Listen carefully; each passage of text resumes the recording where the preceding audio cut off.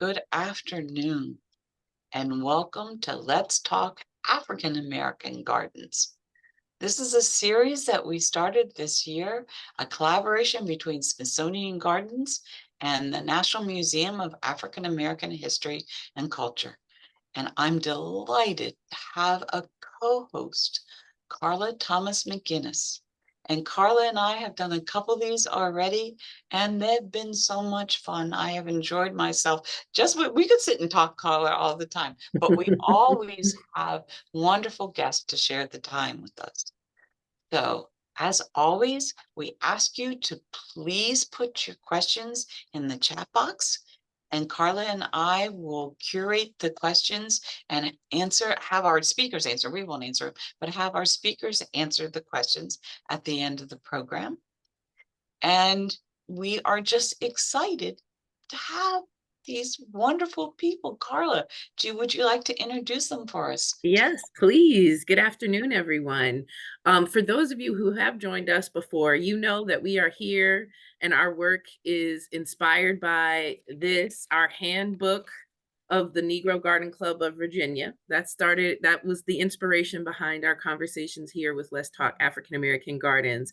And we are so excited to have Grounded here with us today. Now, Grounded is our trusted wellness companion rooted in the heart of Washington, D.C., founded by our speakers this afternoon, Mignon, Hemsley and Danuelle Doswell. Since their inception in 2020, they've been on a mission to rekindle the bond between you and nature, one houseplant at a time. Having graced thousands of spaces nationwide with vibrant greenery, they're dedicated to bringing the beauty of the outdoors into the hearts of our homes. At Grounded, they believe in the transformative power of plants. Beyond their aesthetic appeal, the leafy companions play a vital role in enhancing our well-being, whether it's fostering creativity, sharpening concentration, alleviating stress, or purifying the air we breathe. The positive influence of plants on our environment is profound. Their curated collection of houseplants isn't just about decorating your space, it's a commitment to your health and happiness.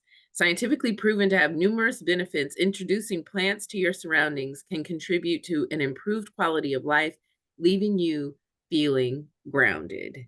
So I would love to, I'm excited to turn it over, happy to turn it over to you ladies at Grounded. Thank you for being here today. Thank you so much for having us. Hello, everyone. Thank you so much for joining us today. My name is Mignon Hemsley, and I'm one of the co-founders of Grounded. And my name is Danuelle Doswell, and I'm the other co-founder of Grounded. Thank you so much for having us today, Carla and Cindy. We really appreciate it. You're welcome. And we're going to leave this all up to you. We'll be in the background. Don't worry. We're here to be able to help. Zach is here too, but you're going to take center stage. I'll see you after your presentation. Perfect.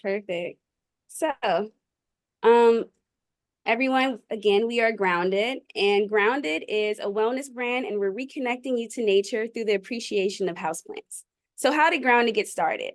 About 4 years ago, it was just two friends on Twitter. Danuelle sent me a tweet that spoke about millennials being the highest owners of houseplants. And us being millennials, we're like, oh my God, we're a part of this statistic. And we thought we should create our own plant shop. So as we're thinking about our plant shop, this was October of 2019, and we knew that we wanted mental health at the forefront of our business. So I living in Washington, D.C., Danuelle living in New York at the time, we had the idea to ship houseplants, and we thought the idea was so perfect just until the pandemic happened right at the beginning of 2020. But we knew that we wanted mental health at the forefront and how important, especially with the times, that would be for our community. So in April of 2020, we launched Grounded, and since then, we've shipped over 30,000 houseplants all over the country. So we're going to have a lot of bit of fun today. We're going to really, dive into what exactly inspired Grounded and what Grounded means for us, hence the name Grounded. So first and foremost, we'd like to acknowledge that, across a myriad of different diverse societies, plants have served as a powerful symbol representing, different symbolism like prosperity, renewal. I mean, just like really good feng shui, even in Eastern cultures. And at Grounded, we're super inspired by the spiritual symbolism that plants have to offer us. Every single plant that we've curated, I mean, we've offered over, I want to say like 40 different species, and our greenhouses house over thousands of species. So Mignon and I, we were really, really serious and just connected to how plants made us feel. And we wanted to communicate that to our community and find, a way that can not only communicate what plants mean for us, but a way that people can use plants as their own interpretations for that symbolism. So a lot of our plants, as I mentioned, have, abundant symbolism. They mean like new beginnings. They also have like prosperous meanings and even like protection in certain cultures. And we've adopted that at Grounded. So as we go through this presentation, we just want to let you know, make sure you're attached to the chat. We're going to be asking a bunch of questions. We want to interact with you. And at the end, we'll be reading aloud some people's answers. And then, of course, giving our answers to the questions. So to start off, I want to ask the audience, in what ways did your ancestors incorporate nature into their daily lives? So here on this page, we have some photos of some of my ancestors, my grandmother, my mom, my aunt, my brother, my grandfather, just my family outdoors engaging with nature. And being in nature really started for me as a young girl. My grandma, her name is Flora, which is flower in Latin, which I think is just the perfect name to describe like her connection to nature. And my mom, growing up, she would always encourage my brother and I to garden at a young age. And we live in DC, live in the city, so it's always been like a challenge to garden, but we use our deck, use what we had. And my mom instilled that in me at a young age. And even now I garden on my own.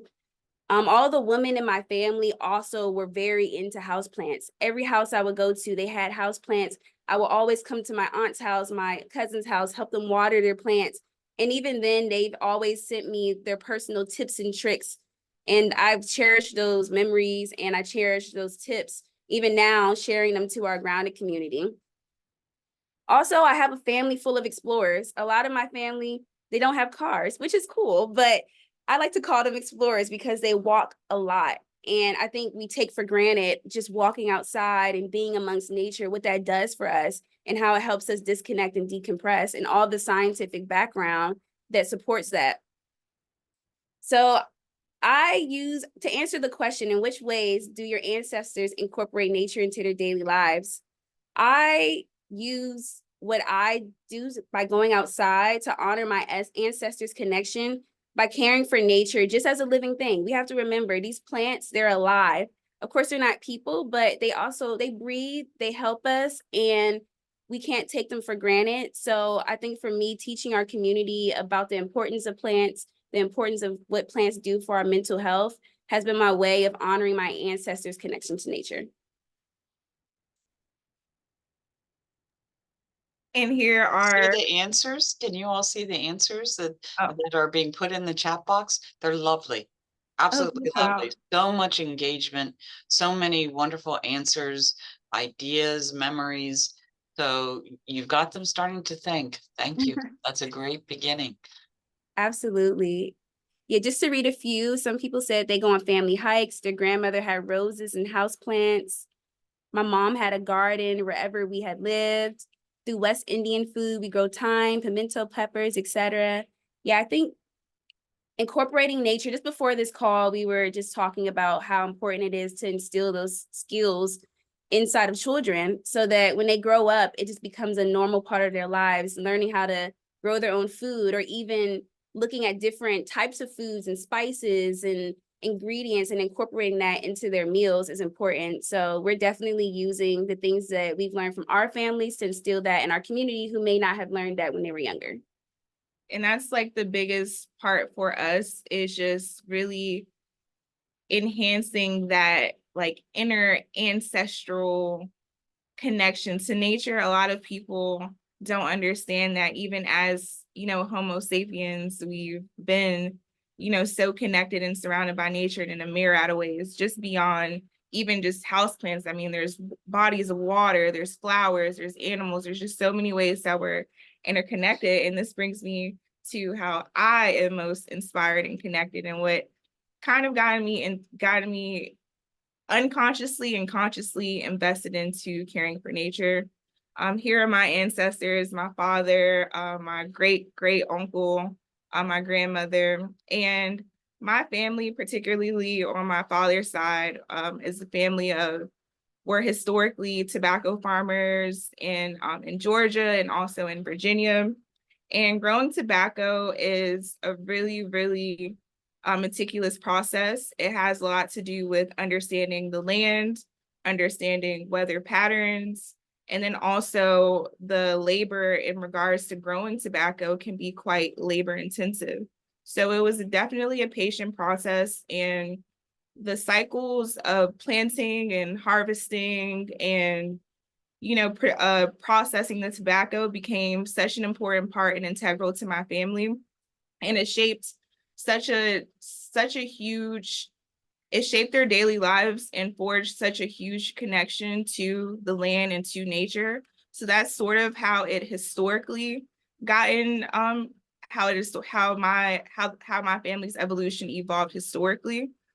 So then the connection followed my family when they migrated to Pittsburgh, which is a super industrialized city. I saw some people in the chat from Chicago and in the city in the Midwest. But Pittsburgh is super industrialized with lots of steel mills and just lots of smoke, and the air isn't always as breathable, wasn't always as breathable back then, before they changed a lot of laws and, built other things.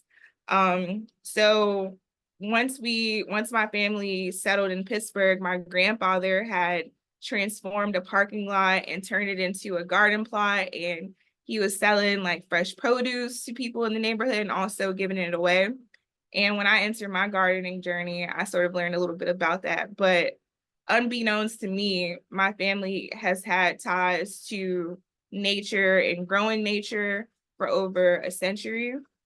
And so after we settled in Pittsburgh, my family settles in Pittsburgh, a lot of the women took a liking to houseplants. So with us, with my family living in a heavily industrialized city, a lot of women use houseplants to sort of create their own inner jungle, especially not having like as much access to nature. There's a lot of parks and a lot of land in Pittsburgh, but just like wanting to be surrounded by houseplants and nature in their own spaces, I was really inspired by that.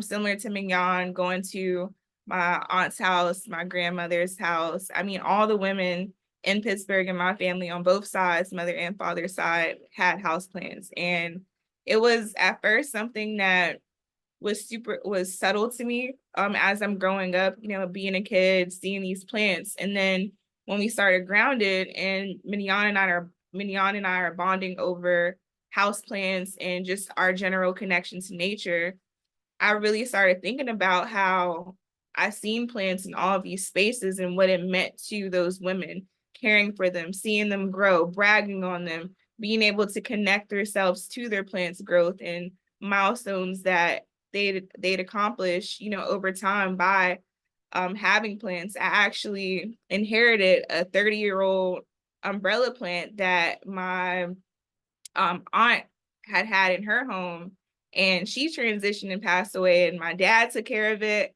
and then he transitioned and now it's mine. And I just think of like I think of not only that journey of the plant and the umbrella plant, being able to be with so many different, three caretakers, but I also think of the times and what it meant for my aunt and my father to care for that plant and really forging that connection. And then, as I mentioned, just being able to understand the ancestral in my lineage and how we first even got involved with nature, but it's really been part of who I've been my whole life. And growing and grounding and learning more things about nature and plants, and from a science standpoint, it really allowed me to even strengthen my connection with my ancestors and just have so much appreciation for everything that has happened before me to get us to this point. So to answer the question, what stories or traditions about nature were passed down in your family? Well, the first story that I learned when we started Grounded was about the garden plot. My uncle had told me the story. Shout out to my Uncle Junior. I don't know if he was able to tune in or not, but he told me the story about how my grandfather would use like manure and like newspaper, and everyone was a little bit skeptical. They're like, why are you building this random garden plot in the middle of the city? And it's the small community in Pittsburgh is called Susquehanna. And they're like, why are you building this random garden plot? And he worked tirelessly on it, being able to lay down the foundation, the soil, and it was nothing.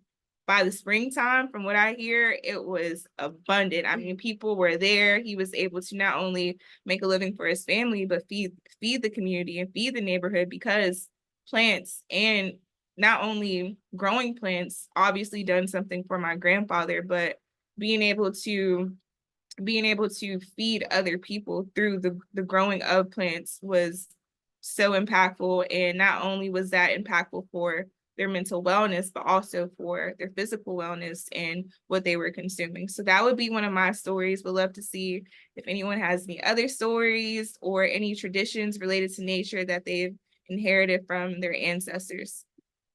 Yeah, I want to even jump in with a story. I was recently connected to my father's side of the family, and my brother gave me a cutting of a plant that he got from our grandmother, and it's kind of now become like this family heirloom that can be like separated and cut off and then given to people as gifts.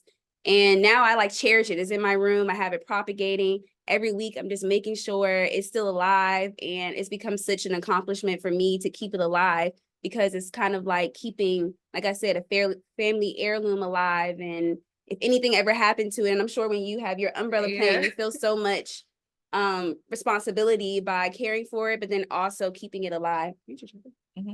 So we have some people in the chat that are telling some of their stories. Someone said they were inspired to garden by a friend in her mid-30s who was growing tomatoes on a condo balcony in New Orleans. I got the fever, then moved to Houston as a result of Hurricane Katrina. Gardening is a big thing here.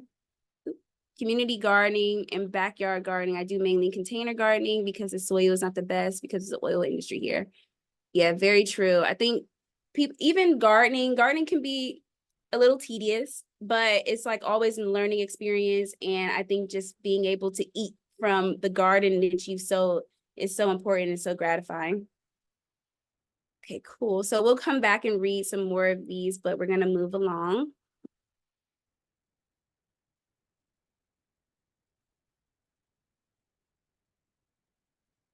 So there's no secret. We all know it. Houseplants have such a tremendous positive influence on both mental and physical wellness. First and foremost, stress reduction. Just the presence of greenery in your spaces has demonstrated to have stress reducing effects. Research shows that the presence of indoor greenery can lead to lower levels of cortisol, the stress hormone, contributing to a more relaxed and calming environment. They've also been known to positively impact your mood and overall well-being. Now, what I find most calming about plants is how transformative and expansive they are.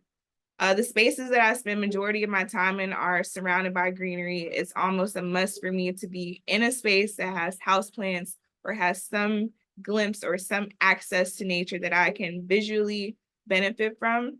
Especially another thing for me has been just as far as like being able to reduce my stress levels is my physical health, and how plants are air purifying and being able to make me breathe better. I have allergies, and I really take pride in being surrounded in those spaces. And additionally, Mignon kind of touched on this a little bit, but just I really enjoy growing my own food. Mignon inspired me to do so when we started Grounded. I have learned a lot from not only her, but also my own trial and error and research of growing my own food. And in addition to growing my own food, I like to cook. So I love the aspect of being able to cultivate what I consider a very small scale farm to table cuisine, growing my own herbs and using my own herbs and veggies in my recipes, and also cooking the fish that I like to catch, and we'll talk about that later. So that's a little bit of my connection and how therapeutic and stress reducing houseplants can be, both on the care side and being surrounded by them, and then also being able to cook them and grow them. And that really really makes me happy. Okay, we have another question. How many people feel a therapeutic quality from interacting with plants and nature in their spaces? And then we're gonna just open the chat. Okay, someone said their small outdoor deck is now their healing garden. We're actually here, we're at my house, and this is our sunroom where we have all of our plants in here. I like to come in here and like drink tea, maybe drink a little coffee, and just like really disconnect from being in front of the TV or being in front of my phone. Someone else said they feel absolutely amazing, that their husband hates how many plants they have because they're taking over their house. Listen, you can never have enough plants, honestly. So studies indicate that having indoor plants in your workspace and living area is associated with enhanced concentration and productivity. The visual stimulation and improved air quality provided by houseplants contribute to a more focused and efficient cognitive performance. So as I said before, you're only getting a glimpse of maybe about like 5 houseplants, but there's probably over 20 in here. And then I have over 20 in my bedroom. So plants is just a part of my life. And then also inside of our workspace, there's plants everywhere. And from that, those are the 2 places, honestly, where I feel the most inspired and focused. So I want to ask another question. How many people keep a plant at their desk or their workspace? Aside from it looking nice, there's also science-backed information on why having plants in those spaces are helpful. Having plants at your desk make you feel more productive, make you feel more creative. So if you don't have a house plant at your desk, this is your sign to get one. Okay, a lot of people are in the comments saying that they do have one. And also just a little shout out for us. We also do planterior design, where we work with different offices and buildings and we bring greenery into their space. And then we also teach people how to interact with nature, how to disconnect and decompress after work. So using your plants as a way to just disconnect from work, from your emails, from the news even, and just like come into yourself, be one with nature is super important to us. And we hope that everyone finds that connection to nature in the workspace and at home.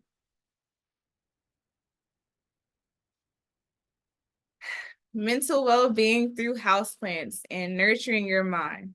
So what I would recommend and encourage everyone and anyone to do that owns a houseplant or is interested in connecting to nature indoors is just to take a moment every single day to mindfully observe your houseplants. Pay attention to their growth, their texture, and any color changes. This practice definitely encourages a lot of present-mindedness and fosters your overall connection with nature. Whether it's through, even if you have a small moment of your day, just consider like meditating with your plants, giving them a sip of water, pruning them, or finding the perfect spot with your plant to bask in the sunlight. These rituals not only infuse your day with purpose, but also contribute to a sense of structure and fulfillment. So I would encourage anyone to try it out and see how your day blooms with green magic. Every morning I wake up and I spend time with my greenery. I'm checking the growth, especially my money tree. If anyone has a money tree, they could probably relate to the element of wanting your money tree to, and we touched on this earlier, manifest abundance into your life. So every morning I check on my money tree and all my plants. I shine them down a little bit. I'll mist them, and I'll play my jazz music or play our grounded radio playlist and listen to lots of music, and that's how I love to like start my day. So I would encourage everyone, just as you're trying to, as you recognize caring for plants, if you love them, they'll love you back. So having those meditative practices or having a specific time in the day, even if it's in the morning or after work, to connect with your plants, I encourage everyone to do so. One thing we always tell our community is the way you treat your plants to us is like a direct reflection of how you treat yourself. So if I walk into someone's house and their plants are all dead and they look like they're dying for water, I can tell that maybe you're not being as connected with nature. And even for myself, when I walk into my room, I've had a busy day of work or a busy week of work, and my plants are looking stressed, or they need to be turned, or they need fertilizer. I can kind of directly reflect that to my life. I'm like, okay, I need to get more grounded, and I need to also just get more connected, slow down a little bit, because taking care of my plants has become such a part of my routine that if I'm not following that routine, my plants are my way to like get myself back together and really get more connected. And there's even studies that suggest the act of nurturing and tending to plants can provide a sense of purpose and accomplishment, contributing to a positive mental outlook. Now, no one wants to kill a plant, but we've all done it before. Even us, we have office hours for our community where we're teaching people how to care for their plants. We meet with them on Zoom one-on-one, help them with any brown leaves, yellow leaves, anything they don't know about their plants. We're always there to help them because we realize how important it is to feel that gratitude of growing your plants. Even now, I have a million plants, but seeing a new leaf on my plant just makes me feel so good. And there's science behind that on why that makes you feel better, why that enhances your mental health. You can also create this by cultivating a sense of gratitude for your houseplants and the benefits they bring. Expressing gratitude can positively impact mental well-being and shift focus towards a positive aspect of your daily life. So even if you're not having a good day, look to your plants, see if there's some new growth, see if the leaves are getting bigger and stronger, if maybe like it's starting to bloom. And I feel like even that's just like a small thing in life that you can look at and feel gratitude and feel appreciation towards. And I encourage everyone on the chat to look for the little things in life. Maybe it's not your plant. Maybe it's, I don't know, like you learned a new skill or you read a new book. I think just looking at little small things that happen throughout your life will just increase your gratitude, improve your mental health, and just make you feel so much more accomplished. Now, we're going to dive a little bit deeper into the physical well-being of houseplants and exactly like what their properties are. I would also like to add to what Mignon just said. I think it's important too. If you just to the point of killing your plants, I just wanted to say like sometimes it's not you and it's not exactly the plant. It's just there's a barrier of education you may just need to, and we'll talk a little bit more about that as well. But I just wanted to encourage everyone, as you're building these connections with your plants, don't be too hard on yourself in the process. If it isn't growing or evolving the way that you wanted to, just be patient in the practice. It is a patient practice, and once you get connected and get educated, you'll thrive in it. So I just wanted to say that as well. So houseplants have been also helped to linking and enhancing your physical health.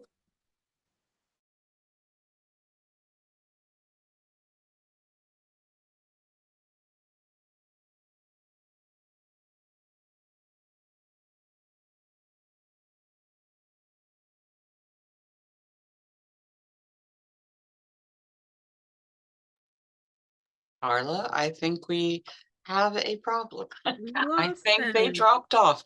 If you wouldn't mind, I'm gonna call them up and make sure that they get back on. But please tell us more about the book that we're basing this series on. And Yeah. I think that will be a great way to continue until Yeah. I get Mignon and Danuelle back. Yeah. Okay. Yes, no problem. Technology is great until it fails us, and sometimes it fails us. But yeah, so I started to say, and for those of you who joined us before, you've heard me talk about the Handbook of the Negro Garden Club of Virginia before. It was published in the 40s, and it actually has a opening letter from Eleanor Roosevelt that is dated May 16th, 1942.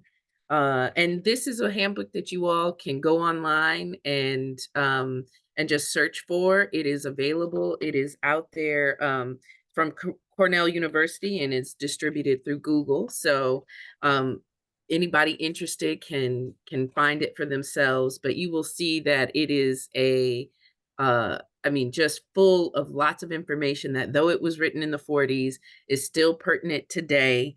And like I said, this has been what has inspired our conversations with Let's Talk African American Gardens. There's so much, from trees and shrubs to the landscape plan for your small home grounds, soybeans in your home garden. They have a section here on houseplants. That is why we've invited the Grounded ladies here with us today. And it looks like they are joining us They're again. trying to get back on. Wonderful. Yeah, terrific. Carla, thank you for doing that. At the same time I was calling them, they knew they had fallen off. So please Yes, start your proceed, presentation. And thank you, Carla. No problem. So sorry about that, everyone. We're just about to reshare our screen. Good. Let's see, share screen. Cindy, do you mind enabling screen sharing for us just for a sec, please? Certainly. Let's see. I have to find you first. And let's see. Make host. Okay. There you go. Thank you everyone for your patience. Yeah, so sorry about that. Not a problem. Technology is still our friend. Okay. Do you think it's my whole screen?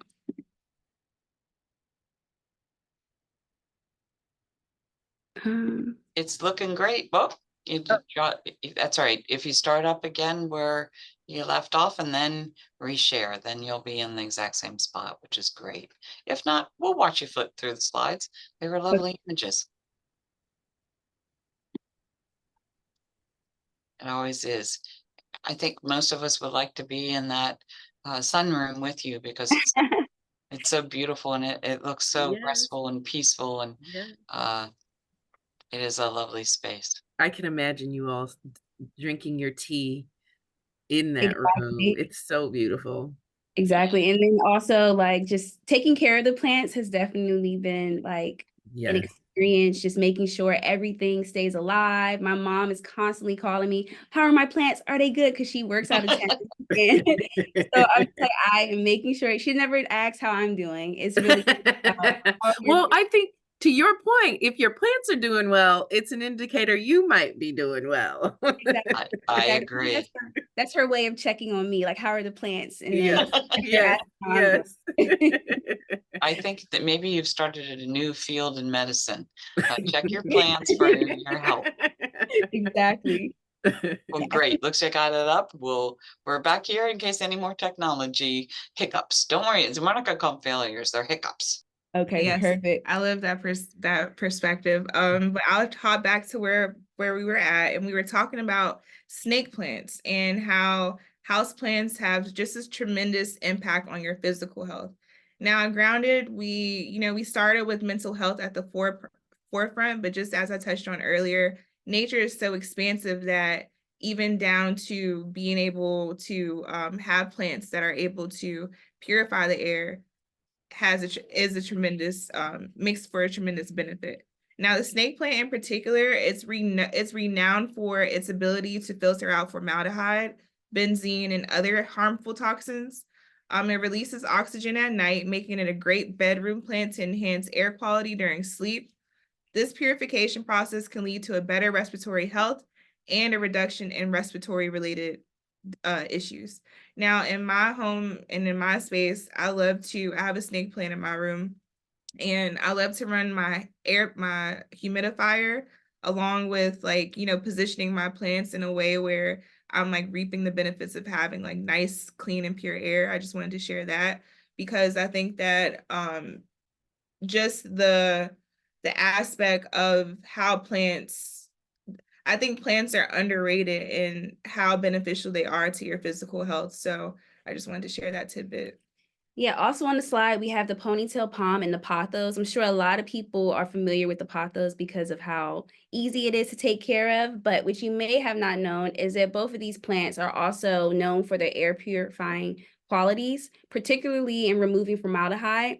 So what we suggest is placing these plants in a sunny bathroom or a kitchen where we're using these chemicals a lot more frequently. So I know for me, I'm very much so a clean freak. I'm always spraying like Lysol and like spraying down the counters or in the bathroom. So you want to just make sure you're also putting plants in there as well so that you're clearing out those toxins, because over time that can be harmful to your immune system and just to your body in general.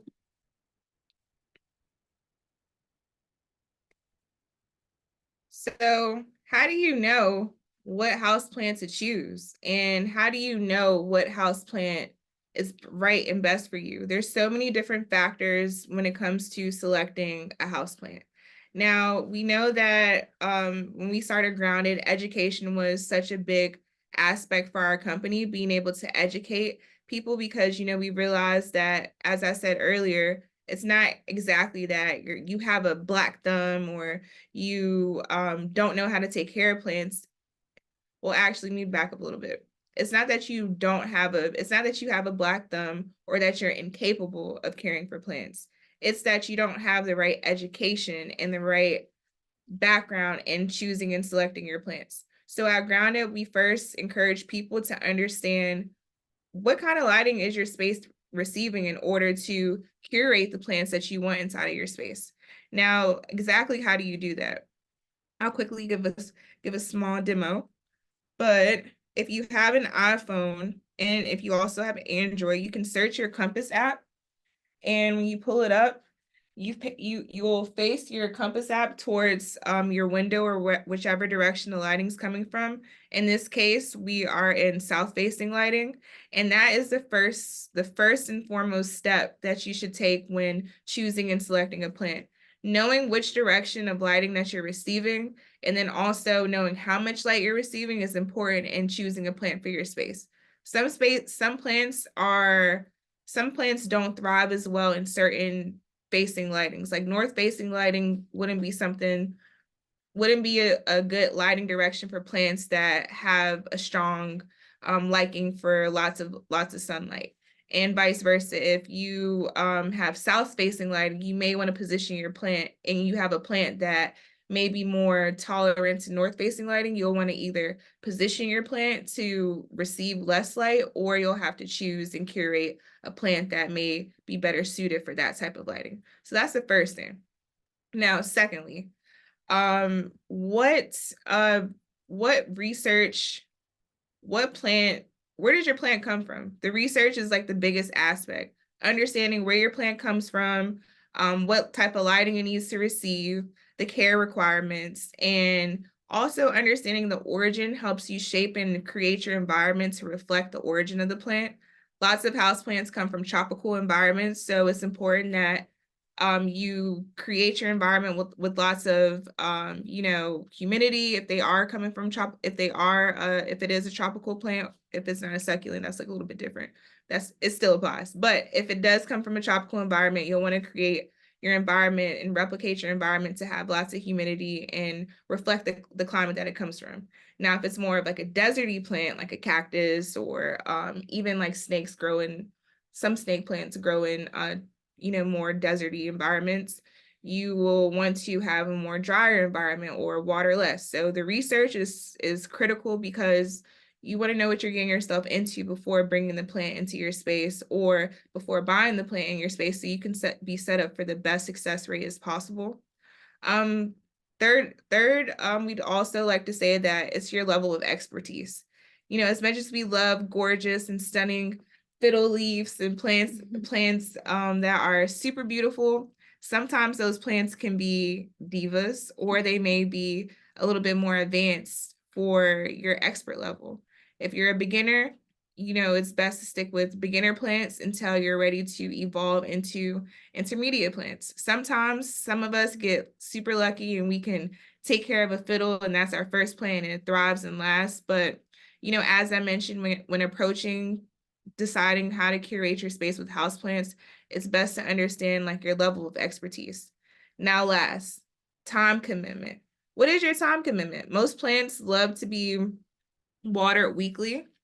Some plants that we offer at Grounded even love to be watered every 3 weeks, every month, which is great for like frequent travelers. That's like a snake plant or a ZZ plant or a cactus. But it's important to understand your time of commitment. As we've been discussing this during this presentation, connecting with plants sets you up for the best success rate. So if you have time, or when you're approaching buying a house plant, make sure you have time to not only care for your plant, but just really connect with it, because that will, all the previous factors are important, but the time commitment is something that has to be understood, because you don't want to neglect your plant. Or if you're traveling, maybe you should get like a lower maintenance plant if you travel a lot, or if you don't have, you know, a lot of time to care for your plant. But just making sure that you give you and your plant the best success rate at thriving inside of your space. So for all my beginners, we have some photos to show you of our 3 favorite beginner-friendly plants. So first, here on the far left, we have the pothos, which trails down. It's such a beautiful plant. I have a ton of them in my room where I have them hanging from the ceiling. They're nice to put on a bookshelf or just put anywhere in your house, because they're so forgiving and they can be put in a low light area or a brightly lit area. This is one of our favorite, most popular plants that we recommend to beginners. Then we have the ZZ plant, which is here in the middle. It's such a stunning plant. It gets pretty big. We sell them in 4-inch, 6-inch, and 8-inch, but these plants are very easy to care for because their root system actually are called rhizomes. They look like little potatoes when you take off the dirt at the root. And that rhizome actually stores water in it, making it so you don't have to water it as frequent. So just as Danuelle said, there's some plants you can not water for 3 to 4 weeks. This is one of them. And lastly, we have the snake plant. The snake plant is also one of the most easiest plants. I'm sure most people, if you're in the chat, let us know if you've ever had a snake plant or you've ever seen one in someone's house, because I feel like these are one of the most popular house plants.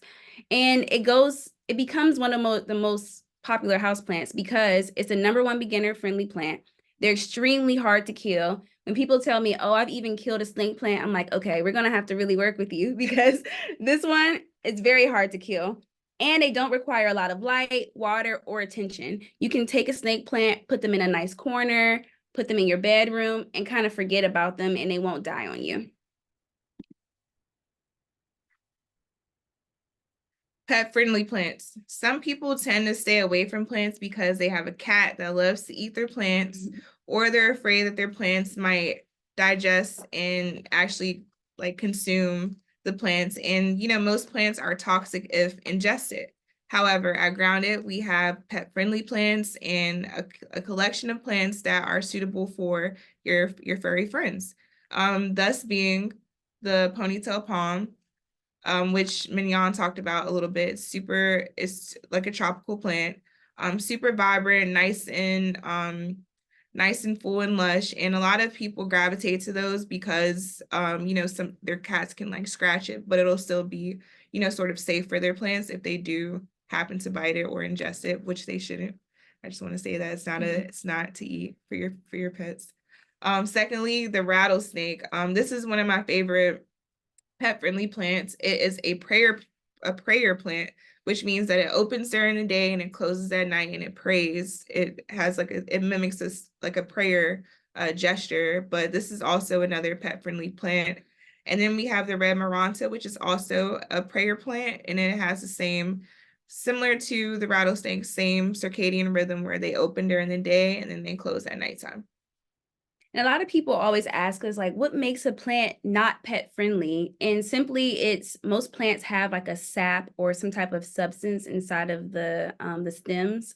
And if it's ingested, then it can harm your pets and give them like a tummy ache. Send them to the vet for an $800 bill, and they'll be like, oh, just give them some water. You don't want to go through that. So if you do have pets, we definitely recommend looking through our catalog of pet-friendly plants or taking a screenshot of this one and thinking about grabbing one of these.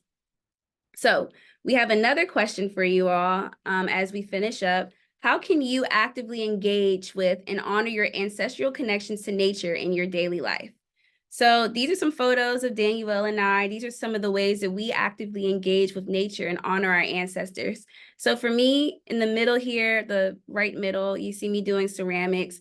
Ceramics has taught me so much about putting my hands in dirt, because essentially that's what clay is. And it's been one of my daily practices in the ways that I honor my ancestral's connection to nature, because it gives me that hand-on experience of turning nature into art. So I'm able to go through all the processes of seeing the clay as like a bulk piece of nothing into like a plate or a cup that I can give my family and friends. So a lot of times, like, we think about nature as just going on a hike or going for a walk or even having plants in your house, but there's so many ways that we can engage with nature if we're just creative and put our mind to it. Even with Grounded, we have a hiking club where we take people outdoors, teach them how. Of course, with Grounded, you're bringing nature indoors with houseplants, but we also think there's such an important aspect of nature just being outside and immersed in it. So ceramics is my way of doing nature indoors, but then I also garden. This is me on the far left. I use a community garden. I've upgraded from the deck garden to a community garden where I'm growing my own food, my own veggies, herbs, and I'm able to use them in my own ingredients. And it's just giving me that hands-on connection, being able to see a seed turn into an actual plant to something that's on my dinner table has been so fulfilling for me. And not only just having houseplants all around me, but just using nature in many different ways, whether that's with my art or for my food that I eat or to decoration with houseplants. It has been such a fulfilling experience to me. Now, for me, I am a new fisher woman or an angler. I've been fishing for the past couple years. I've always been super interested in fishing and started going out with my grandfather in Pennsylvania. And, fishing is one of my favorite ways to connect to nature because it allows me to absorb the beauty of the natural surroundings while participating in something that is extremely meditative, and it's a patient activity. It is like a slow burn, but I love casting my reel and casting my rod out there and being able to watch the birds, try to scoop some fish up, or watching all the the various aspects of nature and being super submerged and immersed around nature while I fish.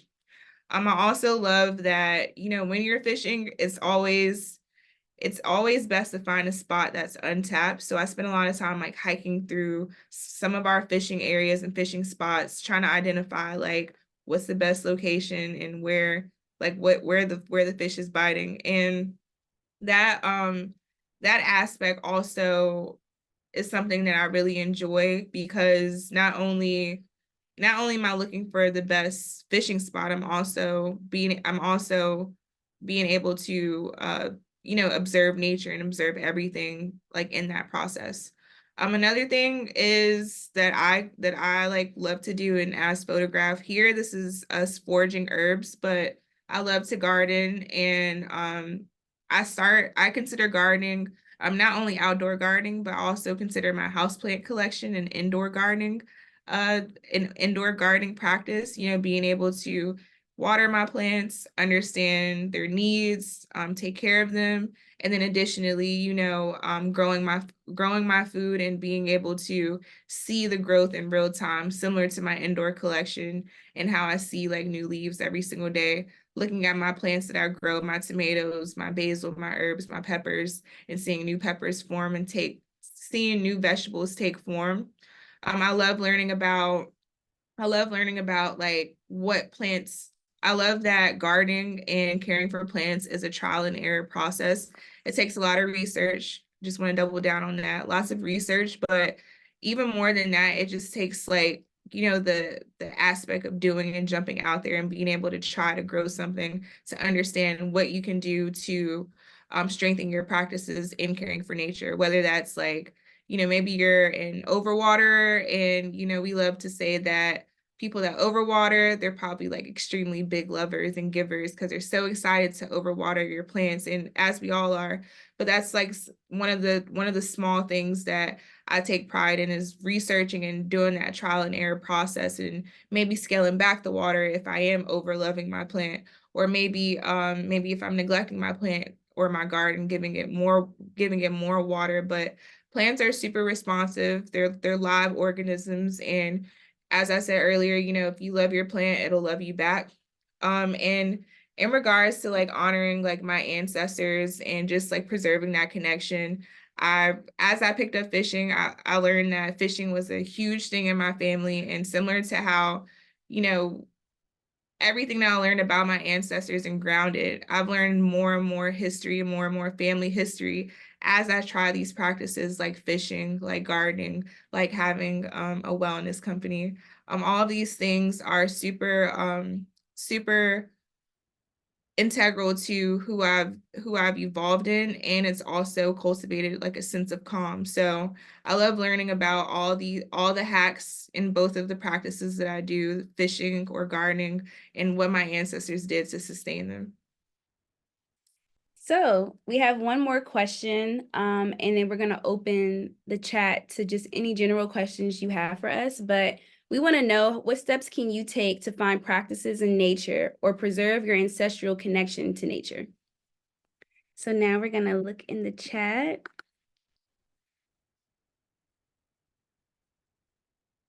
Okay. Let me see.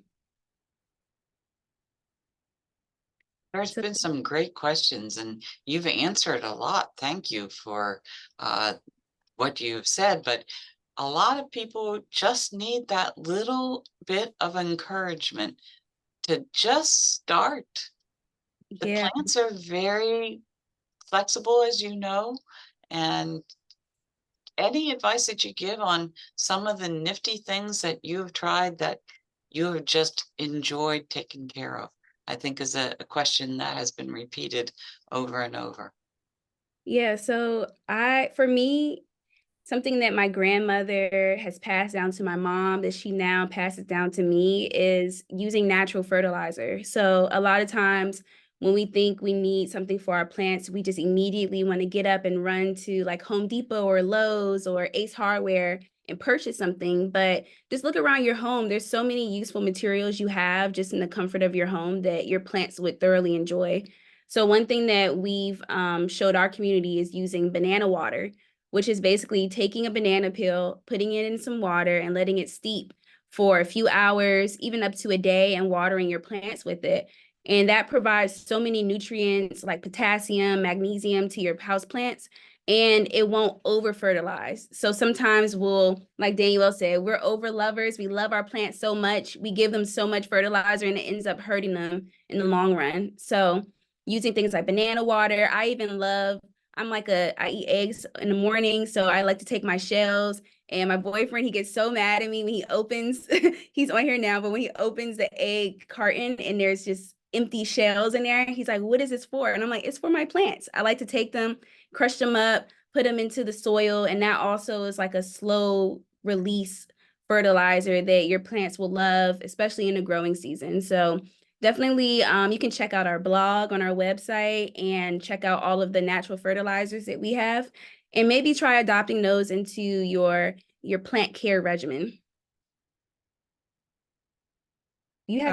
Tell them about your favorite one, your tea bags. Oh, I love drinking tea and immediately taking my tea bag, rinsing it off. If I do use honey, sometimes I just drink my tea strong, and I'll take my tea bag and I'll sit it like on top of my soil, and I'll watch like my plant absorb the tea. Like literally I'll see the tea bag folded in. Of course it's it's getting dry, but the plant is literally absorbing the nutrients from my tea bag. So that's like one of my favorites. We see like a lot of questions and comments in the chat, and we just want to read through some of them.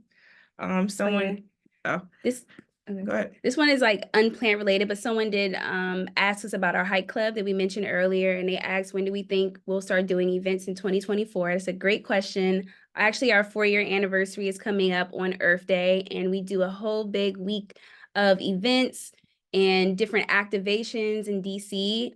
This year, we'll be doing a fermentation class. So this will help with like sustainability, teaching people how to use their scraps that they haven't ate. So I know for me, I'll go to the store, I'll buy like a bag of carrots and maybe use one.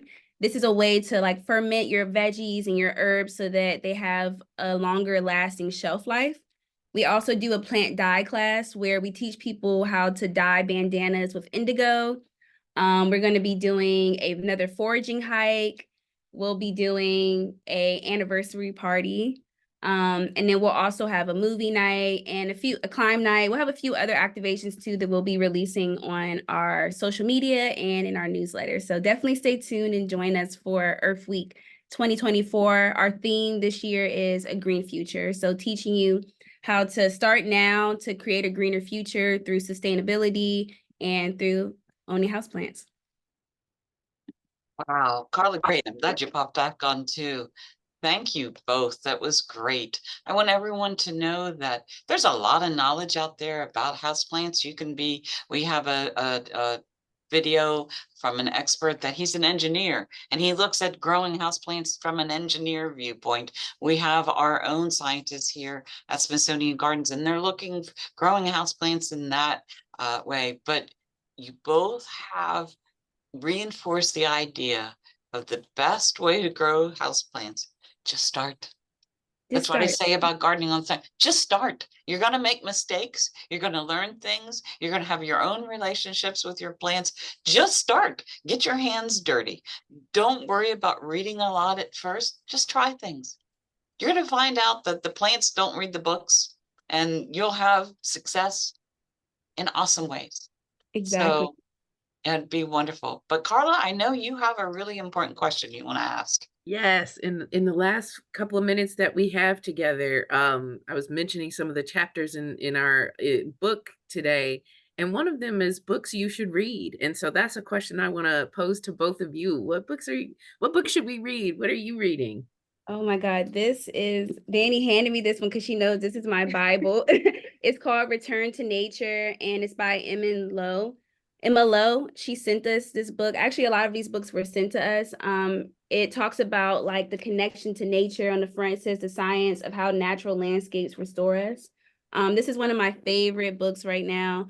It just goes into just like being outdoors, how like kind of specifically like what we were talking about now, how our ancestors have shaped nature and how it relates to us and our well-being. So definitely recommend this book. We have Soil here by Camille Dungy. This is like another ancestral book that really talks about Camille's relationship and her family's relationship to nature and plants as it pertains to her being a Black woman from Colorado. So we have a whole I think Mignon has another one. Yeah, I have another one. This one is more catered towards improving your mental health. This is by Alex L. She's a great person to follow on Instagram. She's very in tune with spirituality and just self-healing and doing self-work. So we were gifted this book, another great read. And then we have one more. This is Black People Breathe. And this is by Z Clark, who we collaborated with as well on when she began writing this book. And similar to Alex L's book, this is an ode to nature, an ode to wellness. And yeah, if anyone's interested in like breath work or mindfulness, this would be a great read. Terrific. It sounds like I got to add through the series, Carla, my stack by my bed. Right? It's bad. It's bad. But I want to thank you both for joining us. But selfishly, I'm going to take a minute to thank another person, and that is Carla. I have had so much fun working with you, learning new speakers, finding new speakers, learning more. I can't tell you how wonderful it's been. And I'm saying that to everyone because I'm retiring. This is my last Let's Talk African American Gardens. And I really want everyone to know how much fun a collaboration can be between friends to start a business and growing houseplants, between friends learning about each other's customs and cultures and loves. And we all have something really important in common, and that's plants. And it is the equalizer, I think, of everything. And you're so right. If you saw my one orchid right now, you would know I've been busy and I really do need to retire because it's suffering. But Carla, thank you for all that you've done to make this series a success. And I like to bring on the person that's going to be sitting in my seat. Katie, come on. And I like everyone to know the series is not stopping. This is not the Cindy Brown series or the Carla Thomas McGinnis series. This is a terrific collaboration between two people and two museums that love plants. So Katie, will you please say hi and let them know this is going to continue? Hi, everyone. I'm Katie, the new education specialist with Smithsonian Gardens, and I'm so looking forward to continuing the series and working with Carla and connecting with you all for future presentations. We're going to miss you, Cindy. We All right. are. I'm going to miss you, you guys. I'll be in the audience and I'll be asking questions now. But I want everybody, there's lots of questions we haven't answered, but I'm going to send the chat box to both Mignon and Danuelle to be able to answer some of your questions and give you some information about their own business that we can't necessarily share online. We're federal government. We do have to watch what we do. So thank you all for joining us. Please continue to join in to see more wonderful presentations. I know we have a couple lined up that you're going to just totally enjoy. So thanks to everyone. And Zach, nobody's seeing you on. Zach, why don't you come on? Because the last member of our team that is just always in the background putting things in the chat box. Thank you, Zach, for helping us out. And thank you for sharing all the wonderful resources that our speakers mentioned. And it's a journey and it's a delightful one. Don't you all agree? Yes, Yes. and thank you all so much for having us. I know a few people in the chat were asking, where's our store? We're actually opening a new brick and mortar store this summer. It's going to be in Anacostia, DC. It'll be a plant shop, a cafe, and a wellness center. So definitely sign up for our newsletter. Follow us on Instagram where we'll be showing more information about the store opening, and definitely join us. It would just be a whole big place full of wellness, plants, nature, good snacks, and you can come take classes with us, like meditation classes, yoga, Reiki, and things like that. So definitely stay tuned with what Grounded has in So store. excited. Okay. Yeah. Thank you you. all. Thank you, Carla. Thank you, Grounded. You've grounded us for the day. Thank you, Thank you. everyone. Thank you. Have a good one. Bye-bye.